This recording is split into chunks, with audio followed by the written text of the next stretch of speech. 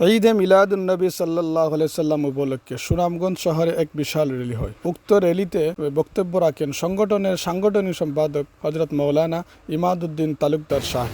এখন আমরা বুঝতে পারি, আমাদের জ্ঞান হয়েছে, এখন গ্লোবালাইজেশনের যুগ, বিশ্ব এখন আমাদের হাতের মুঠোয়।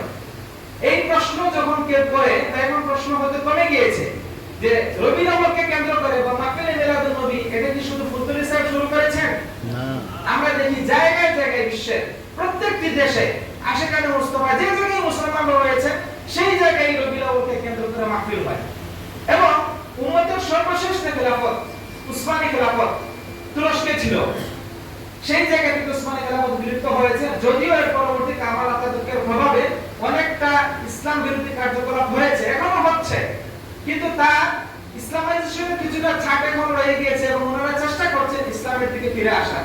আমরা এই বছর দেখেছি তুরস্কে রাষ্ট্রীয়ভাবে 7 দিন ব্যাপী রবিউল আউয়ালকে কেন্দ্র করে 7 দিন ব্যাপী উদযাপনের উদ্বোধন ওনারা করেছেন এবং শেষ হয়েছে। এই যে এইরকম সব জায়গায় হয়েছে।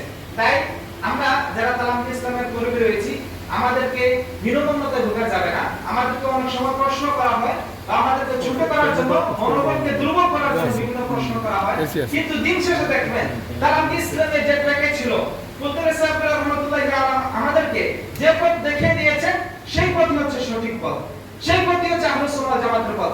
রফিকুল ইসলাম তালুকদার ভাই একটি কথা বলেছেন যে একটা সময় ফিতনা ছিল, এই দাদ এই হরফটি জ উচ্চারণ হবে না দাদের উচ্চারণ হবে। ফুতুরি সাহেব রাহমাতুল্লাহি আলাইহি আমাদেরকে শিক্ষা দিয়েছেন, তিনি লড়াই করেছেন যে এই শব্দের উচ্চারণ হচ্ছে দাদ এবং এই জন্য তিনি রক্ত দিয়েছেন। পরিশেষে দেখা যায় এই দাদই প্রতিষ্ঠিত হয়েছে, হরফের বিকৃতি ঘটে নাই। ফুতুরি সাহেব রাহমাতুল্লাহি আমাদেরকে শিক্ষা দিয়েছেন নিসফে শাবান, শবে বরাত এটি সহিহ আমল, এই দিনটি বরকতময়, এটি শিক্ষা দিয়েছেন। আজ আমরা দেখি যে এই দিনের বরকত বা এই দিন বিশেষভাবে যারা উদযাপন করাটাকে অস্বীকার করত, তারাও এখন শবে বরাতকে মেনে নিয়েছে। এবং এখন শেষ পর্যায়ে আমরা দেখি মিলাদুন নবীকে কেন্দ্র করে মিলাদুন নবীকে এদিকে উদযাপনের দিন, এটি শুকরিয়া আদায়ের দিন, এটি ফুতুরি সাহেব রাহমাতুল্লাহি আলাইহি যখন প্রচার করতেন, মাহফিল করতেন, অনেকে ওনাদেরকে বেদাতি বলতো।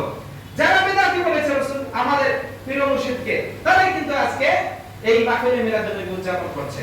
কোন সময় তারা লজ্জাবোধের জন্য অথবা বিরোধিতার জন্য সরাসরি মিলাদুন নবীর নামটা উদযাপন বা বলেন না, কিন্তু সিরাতুন নবী নামে ওনারা মাহফিল করেন।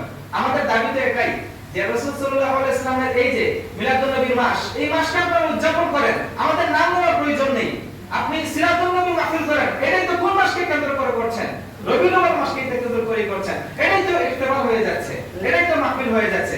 মিলাদুন নবী উপলক্ষে রবিউল আউয়াল মাস উপলক্ষে সিরাতের আয়োজন হয়, সিরাত প্রতিযোগিতার আয়োজন হয়, লক্ষ টাকার পুরস্কার আপনারা দিচ্ছেন, এটা কি মাহফিলে মিলাদুন নবী হয় না? এখানে তো মাহফিলে মিলাদুন নবী হয়। এইজন্য আমরা বলি এটা আমাদের সফলতা। আমরা ওনাদেরকে, ওনারা আমাদের সাথে মিশে না যাক, ওনারা তো শুকরিয়া আদায় করছেন, যে কোনো ভাবেই করুন, আমরা মনে করছি এটা আমাদের সফলতা। আল্লাহ রাব্বুল আলামিন পূর্বসূরি উলামায়ে কেরাম সালাফ যেভাবে সরফে সালাকিন যেভাবে চলে গিয়েছেন, যেভাবে মাহফিলে মিলাদুন নবী আয়োজন করেন, ওনারা বরকত হাসিল করেছেন, আমাদেরকে যেন সেভাবে বরকত হাসিল করার তৌফিক দান করুন।